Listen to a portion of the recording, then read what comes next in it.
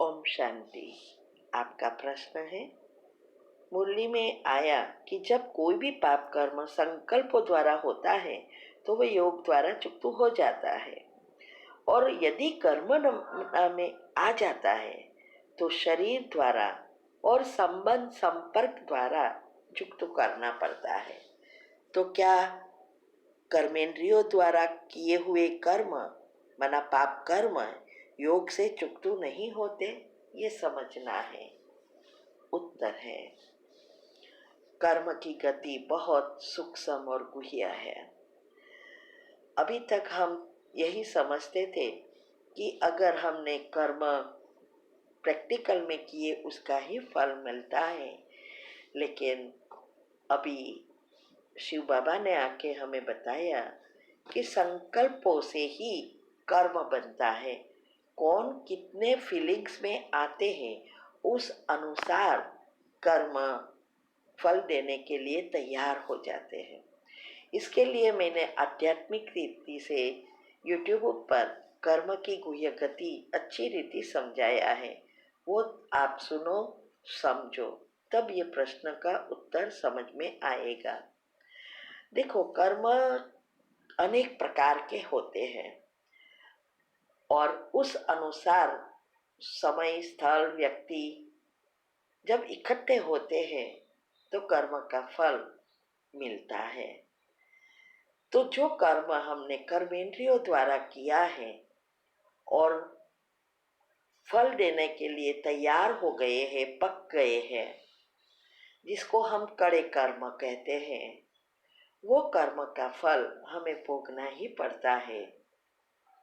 लेकिन अगर हमारी योग की अवस्था अच्छी है तो वो कर्म का फल देने के लिए आएंगे, उसको भी हम योग के प्रयोग द्वारा हल्का बनाकर खत्म कर सकते हैं। इसीलिए आज कहा कि कर्म का फल जो अभी अगर हमने किसी को कर्मेंद्रियों द्वारा या प्रैक्टिकल में दुख दिया हो और वो व्यक्ति को गहराई से उसके फीलिंग में आ गया हो तो वो कड़े कर्म बन ही जाते हैं। दूसरा ये भी बताया कि ये कर्म का हिसाब किताब चुकता करने के लिए दुआओं का खाता जमा करना है। दुआ हमें अच्छे कर्म से मिलती है। बहुत सारी चीज़ें हैं जिससे हम नेचुरली दुआ कमा सकते हैं। छोटी छोटी बातों में भी हम दुआ कमा सकते हैं। जितना हम पॉजिटिव बनते हैं तो हमारे संकल्प ऐसे नेचुरल शुभ भावना शुभ कामना वाले हो जाते हैं, उससे भी हमें दुआ मिलती है। और किसी के भी लिए हम ना बुरा सोचेंगे ना करेंगे तो कभी भी नए पाप कर्म भी नहीं बनेंगे। इसीलिए मैंने अच्छी रीति समझाया है कि हमारे जो 3 शरीर है, एक है स्थूल, दूसरा है सूक्ष्म और तीसरा है कारण शरीर। स्थूल शरीर में आई हुई भोगना, चाहे प्रॉब्लम चाहे बीमारियां, वो स्थूल रीति से हमें समाप्त करनी पड़ती है। लेकिन अगर हम सूक्ष्म से क्लियर नहीं करते तो वो भोगना मूल से नहीं जाती, क्योंकि हमारी मन की अवस्था नहीं बनती और ही हम नए पाप कर्म बनाते रहते हैं। तो सूक्ष्म शरीर जो है वो कर्मों से बना है, अच्छे या बुरे। हमारे 4 फुट का जो सूक्ष्म शरीर है, इसमें ही हमारे सारे कर्म भरे हैं। वो दुआओं से ही खत्म हो जाते हैं। वो जल्दी जल्दी हम उसको समाप्त कर सकते हैं। और दुआ कमाने का अभी तो अच्छा साधन है। जब हम भगवान के बच्चे बनते हैं तो हम दुआ बहुत रीति से इजीली कमा सकते हैं। तो इसमें सेवा जो हमारे एक सब्जेक्ट है सेवा का, और सेवा भी अनेक प्रकार की है, लेकिन एक सेवा जो है जो बहुत दुआ कमा के देता है, वो है सेंटर बनाने की सेवा। मुरली में हर बार आता है कि बच्चे हॉस्पिटल कम यूनिवर्सिटी खोलो, जिससे बहुत दुआ मिलेगी। तो ये सेंटर बनाने से, ये जो बाबा कहते हैं वो हॉस्पिटल या यूनिवर्सिटी खुलती है, इससे बहुत अच्छी सेवा होती है। जो भी बाबा के बच्चों को मैसेज मिलता है या उसको फ़ायदा होता है, नए बच्चे भी आते हैं, सबका हमारे अंदर उसकी उसकी दुआओं का हमें भी लाभ मिलता है। इसीलिए हमने हमें बताया है कि सेंटर बनाने की सेवा करो। और अगर नहीं सेंटर बन रहा है आपके नज़दीक में, तो हमने सेंटर बनाने की सेवा के ग्रुप भी खोले हैं।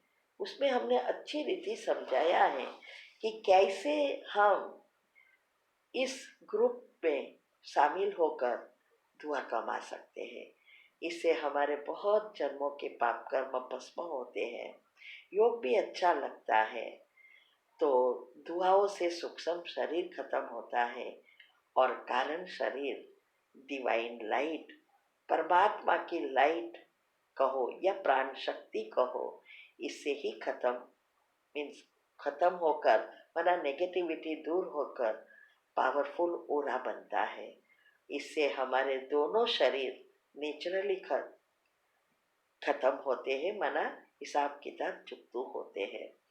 इसीलिए अगर हमने ये कोई भी ऐसे कड़े कर्म किए हैं, उसके लिए योग बहुत पावरफुल चाहिए, जिससे हम नए पाप कर्म से बचे और पुराने को खत्म कर सके। और हमें जो भी बाबा ने विधि बताई है, ड्रामा का ज्ञान दिया, फुल स्टॉप लगाने के लिए कर्म की गुह्य गति बताई, तो हमें रोज चेक भी करना है कि कोई भी सिचुएशन आती है, कितने समय में हम फुल स्टॉप लगा सकते हैं। ये हमारी अवस्था का बैरोमीटर है। तो इसीलिए योग ही चारों सब्जेक्ट में मुख्य सब्जेक्ट है।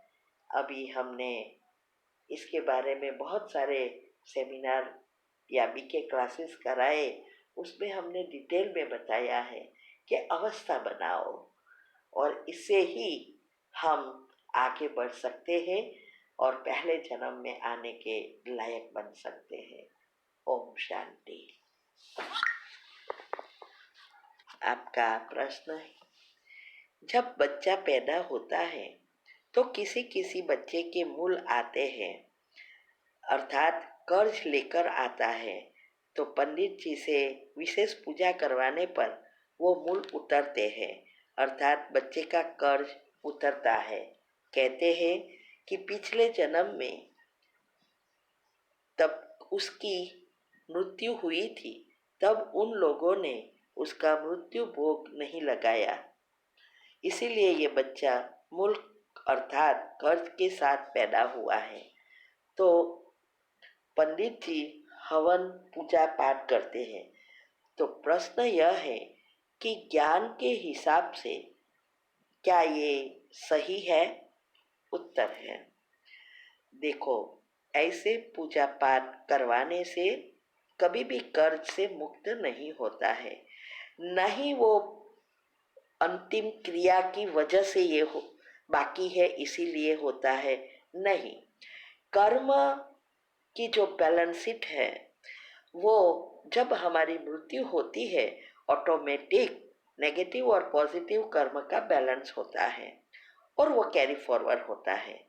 उसके लिए आप विधि करो या ना करो, या क्रियाकरण किया है या नहीं किया है, फिर भी उसे कोई फर्क नहीं पड़ेगा, और वो तो हिसाब किताब है और कर्म के भोगनी ही पड़ती है।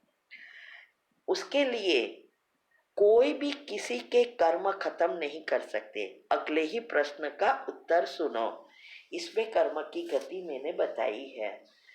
तो आजकल तो पंडित जी का भी मन कहाँ बैठता है।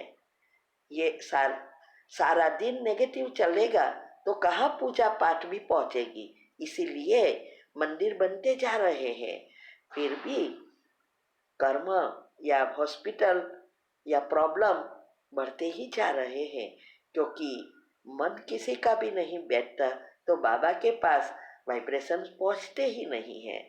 इसीलिए ये सभी अज्ञानता से हमें परे जाना है। बाबा ने ही आके बताया कि कैसे हमारे कर्म योग बल से ही चुकतू कर सकते हैं, और वो ही कर सकते हैं जिसका मन स्टेबल है। वो किसी और के लिए हिसाब किताब चुकतू करने में मदद कर सकते हैं। बाकी अगर मन नहीं बैठता तो कोई पूजा पाठ भी काम नहीं आती। पहले के जमाने की भक्ति अलग थी, पहले के जमाने के पंडित जी अलग थे, अभी अलग है। इसीलिए ये सारी बातों से परे हो जाओ और योग में अपना ऐसा पुरुषार्थ करो कि योग से हम हिसाब किताब चुकतू कर सके। ओम शांति।